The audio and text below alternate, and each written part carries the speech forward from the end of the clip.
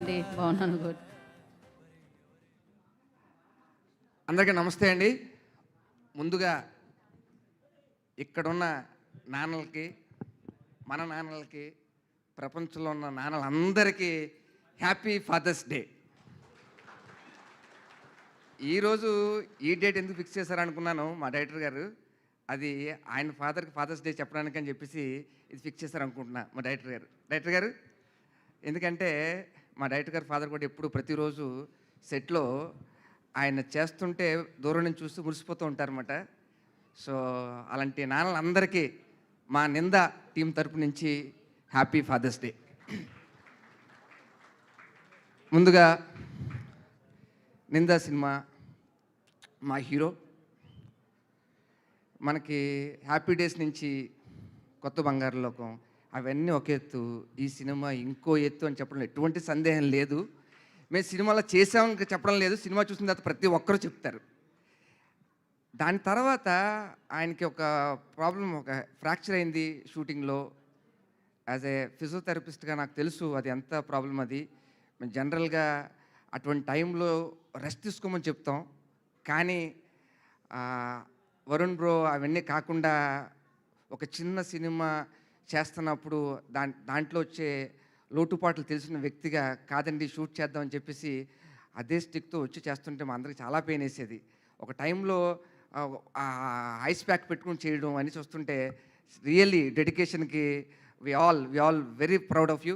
ఇవంతా నింద రిలీజ్ అయిన తర్వాత, సక్సెస్ అయిన తర్వాత మీరు ఫీల్ అవుతారు. మీరు మా డైరెక్టర్ గారి గురించి చెప్పాలి. మన జీవితంలో మనందరం ఒక పని చేస్తూ ఉంటాం, కానీ మన మనసు ఆ పనిలో ఉండదు, ఇంకెక్కడో ఉంటుంది. అలాగే ఒక వ్యక్తి రీసెంట్గా చరిత్రను తిరగరాశారు. అది ఏమన్నా మీకు తెలుసు? మీకు ఆయన ఎవరో కాదు, మన పవర్ స్టార్ పవన్ కళ్యాణ్ గారు. ఆయనకి సినిమా అంటే ఇష్టం లేదు, అయినా సినిమా చేస్తున్నారు. కానీ ఆయన ఇష్టం ప్రజాసేవ. అలాంటి ఎంతోమంది ఆయనకి ఇన్స్పిరేషన్. అలాంటి ఇంకొక వ్యక్తే మా డైరెక్టర్ గారు. ఎందుకన్నానంటే ఆయన బ్యాక్గ్రౌండ్ నాకు తెలీదు. ఆయన వచ్చి కథ చెప్పినప్పుడు, ఆయన నాతో వచ్చి చెప్పినప్పుడు నేను బడ్డింగ్ ఇలాగండి డైరెక్టర్ అండి, ఫస్ట్ సినిమా అండి అని అన్నారు. కానీ ఆయన యుఎస్లో ఎంతోమంది తెల్లవాళ్ళకే ఆయన మేనేజర్. ఆయన అంత పెద్ద పొజిషన్లో ఉండి కూడా ఆయనకి అది సంతృప్తి ఇవ్వలే. సినిమా అంటే ప్రాణం. అక్కడి నుంచి ఇక్కడికి వచ్చి సినిమా చేశారు.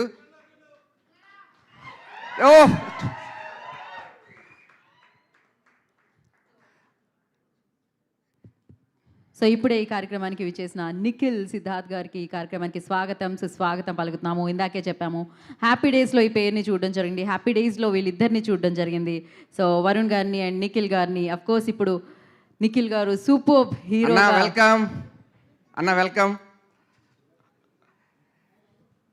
జీవితంలో దేవుణ్ణి నమ్ముకుంటే అంతే మంచి జరుగుతుంది అని చెప్పుకోవడానికి ఒకే ఒక ఉదాహరణ మా నిఖిల్ అన్న.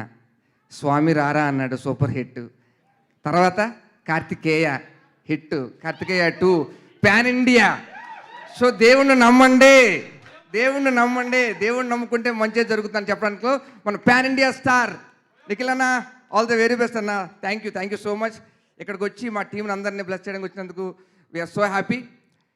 సో అలాగ మా డైరెక్టర్ గారు కూడా అంత పెద్ద బ్యాక్గ్రౌండ్ ఉండి ఇక్కడికి వచ్చి సినిమా మీద ప్యాషన్తో నిందా సినిమా చేయడం జరిగింది.